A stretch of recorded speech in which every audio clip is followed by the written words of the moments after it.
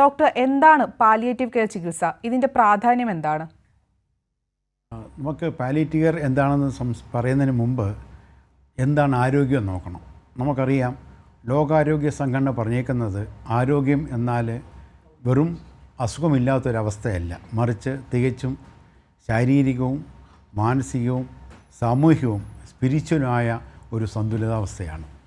അപ്പോൾ നമുക്കറിയാം, നമ്മുടെ സമൂഹത്തിൽ ധാരാളം കുട്ടികൾ ഉൾപ്പെടെ ധാരാളം വ്യക്തികൾക്ക് മാറാരോഗങ്ങളുണ്ട്. അപ്പം ഈ മാറാരോഗങ്ങൾക്ക് നമുക്ക് എന്താണ് ചികിത്സ?